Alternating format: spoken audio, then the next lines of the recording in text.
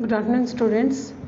I just came to know that you are not able to listen to my audio, so that's why I'm recording this thing.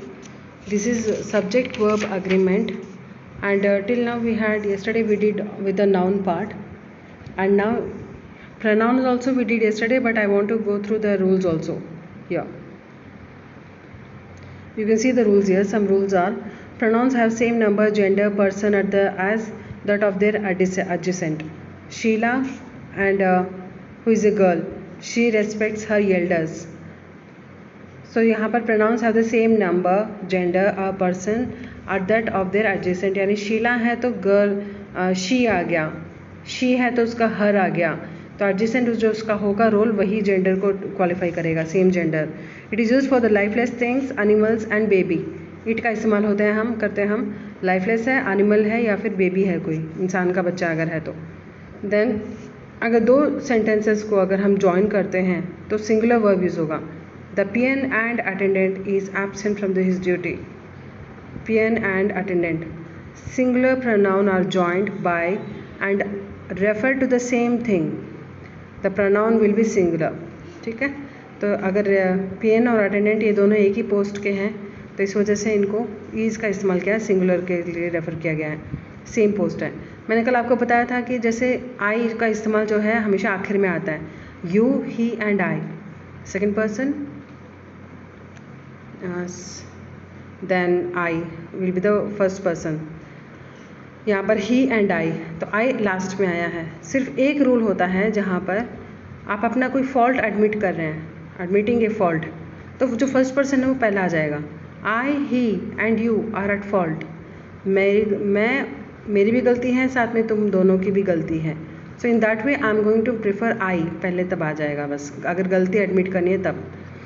Complement देना है verb के लिए, should be in the nominative case. It is I. If I were he I would not do that. अगर ये तो मैं हूँ जिसने ये काम किया, अगर मैं तुम्हारी जगह होता या होती तो मैं ऐसा नहीं करता. तो इफ़ आई वर ही, यहाँ पर देखिए बच्चों, आई जो है प्लूरल फॉर्म में माना जाता है, सिंगुलर नहीं माना जाता, इसलिए हमेशा आई के साथ वर का इस्तेमाल होता है. यहाँ पर जब हम रेफ़र कर रहे हैं किसी के साथ कि अगर मैं तुम्हारी जगह होता तो आई वॉज नहीं आएगा. यहाँ पर हम किसी के साथ कंपैरिजन के साथ आ रहे हैं, उनकी जगह रिप्लेस कर रहे हैं, तो हम वर का इस्तेमाल करेंगे. प्लीज़ यहाँ अक्सर सेंटेंस में वॉज लिख देते हैं बच्चे, गलत है. आई वर रूल है बच्चों, याद ऐसे ही करना पड़ेगा हमें. Then comes in the sentences beginning with let. Let के साथ अगर प्रोनाउंस इस्तेमाल होता है तो लेट अस गो देयर, हम सब के लिए, हम सब चलते हैं साथ में, तब हम लेट अस इस्तेमाल हो गया pronoun. Let me help you, चलो मुझे मदद करने दो, तो लेट मी हेल्प यू. ठीक है, इस तरह से इस्तेमाल होता है. अब यहाँ प्रोनाउन फॉलोइंग दैन और एज, दैन और एज का इस्तेमाल हो रहा है in the objective as well as the nominative case depending upon the meaning of the sentence. I love you more than he, comparison हो रहा है कि मैं तुमसे उससे ज़्यादा प्यार करता हूँ, मैं तुम्हें उससे ज़्यादा प्यार करता हूँ. He and him. Okay. Who is use for the person while which is use for animal. Who का इस्तेमाल इंसानों के लिए होता है, विच का रेफरेंस एनिमल्स के साथ होता है जब हम कनेक्ट कर रहे हैं, किसी भी चीज़ के बारे में बता रहे हैं. I am looking for the boy who has taken my book.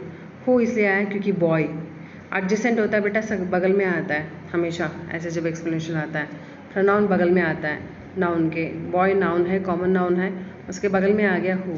ठीक है. This is the dress which I like the most. Dress non living thing है, नाउन है, एंड विच उसको रिलेट करने के लिए, तो नॉन लिविंग थिंग के लिए विच का इस्तेमाल हुआ. ये मैंने आपको कल बताया था कि देखिए one must keep his word, ऐसा नहीं होता. One must keep one's word, one must respect one's country, one must respect one's national anthem. तो वहाँ पर ये हिंदी में मुझे नहीं आ रहा है ट्रांसलेट कैसे करेंगे इसको, तो इसको हमें एज इट इज़ यूज़ करना होता है. Relative pronoun means I did my homework my self, तो उसके लिए बताना या फिर रिलेट बताना कि उसने क्या किया. अब जैसे यहाँ पर एग्जांपल है, I have read Shakespeare's plays who was a great dramatist. अब शेक्सपियर नाउन है, नाउन के बगल में वर्ब आना, प्रोनाउन आना था, यहाँ पर प्लेज आ गया बीच में, तो यहाँ पर गलती है. तो ये हमने देखो कैसे चेंज किया, have read the plays of Shakespeare who, क्योंकि शेक्सपियर के बारे में बात कर रहे हैं तो इसलिए हु आ गया, who was a great dramatist. अगर हम सिर्फ प्ले के बारे में बात कर रहे हैं तब यहाँ पर विच आ जाता। Okay, each other is used for two, each other दो के लिए इस्तेमाल होता है, टू ब्रदर्स के लिए हो गया, और वन अनदर जो दो से ज़्यादा शख्स हो वहाँ पर, all the members of the family respect one another. ठीक है, अब यहाँ पर कुछ वर्ब्स हैं, इनके साथ हम रिफ्लेक्सिव प्रोनाउन यूज़ करते हैं। रिफ्लेक्सिव यानी myself, himself, herself, pride, resign, enjoy, avail, apply, absent, assert, acquit, ऐसे ऐसे वर्ब्स के साथ हम हिमसेल्फ, देखिए रिफ्लेक्सिव प्रोनाउन यूज़ करते हैं। ही रिजाइंड हिमसेल्फ टू फेट, उसने अपने आप को किस्मत के हवाले कर दिया। They enjoy the party, they enjoyed themselves in the party, वो पार्टी को अपने आप बहुत एन्जॉय किया उन्होंने। अब कुछ वर्ब्स होते हैं जिनके साथ हमें रिफ्लेक्सिव प्रोनाउन नहीं यूज़ करना, वो कौन से हैं? Stay, conceal, qualified, keep, rest, spread, इनके साथ नहीं होगा। He kept himself away from the game, नहीं, he kept away from the game. Okay, यहाँ पर हमने कल मैंने ये बताया था, जैसे either of these books serve the purpose, क्यों आया यहाँ पर either of these books serves क्यों आया, एस फॉर्म क्यों लगाया यहाँ पर, जबकि हमें लग रहा है कि ये प्लूरल है। लेकिन ईदर क्या होता है बेटा, या तो ये या वो, दो ऑप्शन में से एक चूज़ करना है, तो एक बुक को चूज़ करना है।